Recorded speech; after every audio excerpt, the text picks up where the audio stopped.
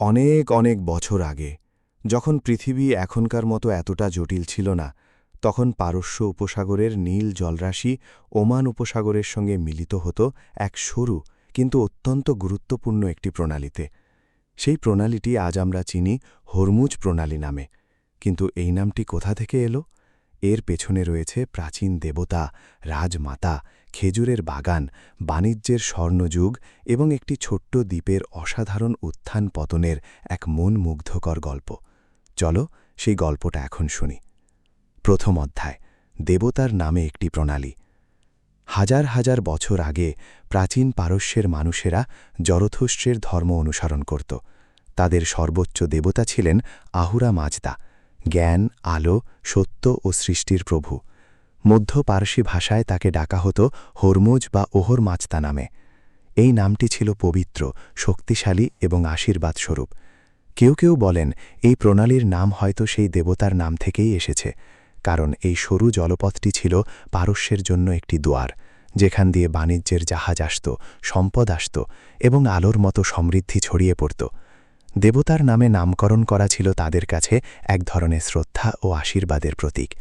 কেউ কেউ আবার বলেন সাসানীয় যুগের রাজা দ্বিতীয় সাপুরের মা ইফরা হুরমুজের নামেও এই জায়গাটি নামকরণ হয়ে থাকতে পারে। রাজমাতার সম্মানে একটি গুরুত্বপূর্ণ প্রণালীকে তার নামে ডাকা, এটাও ছিল এক অসাধারণ রাজকীয় সিদ্ধান্ত। আরেকটি সুন্দর স্থানীয় গল্প আছে। দক্ষিণ ইরানের হুরমুজগান অঞ্চলের লোকেরা এই জায়গাটিকে এখনও হুর মগ বলে ডাকে। হুর মানে জলপথ বা খাল, আর মগ মানে খেজুর গাছ, অর্থাৎ খেজুরের জায়গার জলপথ। প্রাচীনকালে এই উপকূলে খেজুরের বাগান ছিল অঢেল।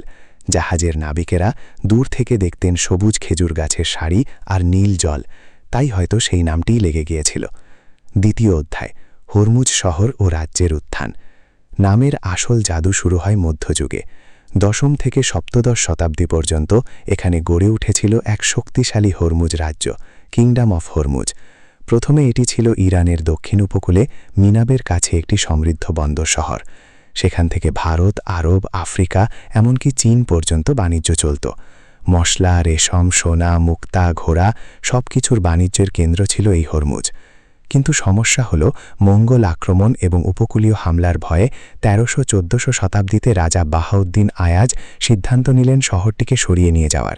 তারা চলে গেলেন কাছের একটি ছোট্ট শুকনো পাথুরে দ্বীপে, যার নাম ছিল জারুন। সেখানে নতুন করে শহর গড়লেন, দুর্গ বানালেন, আর দ্বীপটির নাম দিলেন হরমুজ দ্বীপ। এই দ্বীপটি ছিল অদ্ভুত সুন্দর। লাল সাদা লবণের পাহাড়, নীল সমুদ্র, আর চারপাশে জাহাজের মেলা। হরমুজ রাজ্যের শাসকেরা কার্তাজা নামে একটি সুরক্ষা ব্যবস্থা চালু করলেন। যারা তাদের অনুমতি নিত তাদের জাহাজ নিরাপদে যেতে পারত, না নিলে জলদস্যুর মতো আক্রমণ। এভাবে তারা পুরো প্রণালী নিয়ন্ত্রণ করত। ধীরে ধীরে প্রণালীটি নিজের নাম হারিয়ে ফেলল। লোকে বলতে শুরু করল হরমুজের প্রণালী। শহর ও দ্বীপের নামই প্রণালীর নাম হয়ে গেল। তৃতীয় অধ্যায়, পর্তুগিজদের আগমন এবং নামের বিশ্বজোড়া ছড়িয়ে পড়া। 1507 সালে পর্তুগিজ নৌসেনাপতি আফোনসো দে আলবুকার্ক এসে পড়লেন। তার চোখে হরমুজ ছিল বিশ্বের রিংয়ের মণি, এক অমূল্য রত্ন। তিনি দ্বীপটি দখল করে সেখানে বিশাল দুর্গ বানালেন।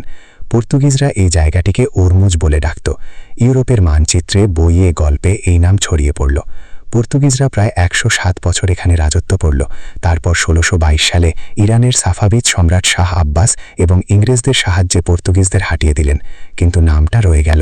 ইউরোপীয়রা স্ট্রেট অফ হরমুজ বলত, আর ফার্সিতে তঙ্গে-ই হরমুজ। সময়ের সঙ্গে সঙ্গে হরমুজ প্রণালী হয়ে গেল বিশ্বব্যাপী পরিচিত নাম।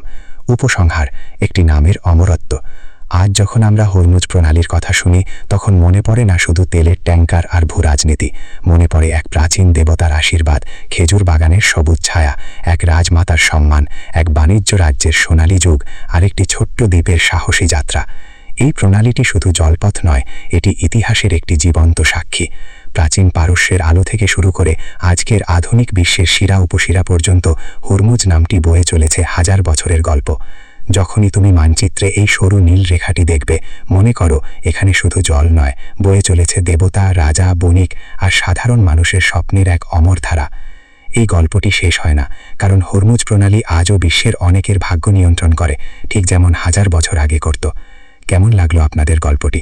আসলে হরমুজ প্রণালী সম্পর্কে অনেকগুলো গল্প প্রচলিত আছে, তবে আমরা আপনাদের সঠিক ইতিহাসটি তুলে ধরার চেষ্টা করলাম। যারা এখনও আমাদের চ্যানেলটি সাবস্ক্রাইব করেননি তারা সাবস্ক্রাইব করে রাখুন, যাতে এরকম গল্প প্রথমেই আপনি শুনতে পান। আজ এ পর্যন্তই, ভালো থাকুন। আবার সামনের সপ্তাহে কোনো গল্প নিয়ে আপনাদের সামনে হাজির হব ইনশাআল্লাহ। আপনারা কেমন গল্প শুনতে চান আমাদেরকে কমেন্ট করে জানাতে পারেন, এবং কে কোথা থেকে আমাদের গল্প শুনছেন সেটাও আমাদেরকে জানাবেন, কারণ আপনাদের সহযোগিতা পেলেই আমরা কাজের উৎসাহ পাব। ভালো থাকবেন সবাই।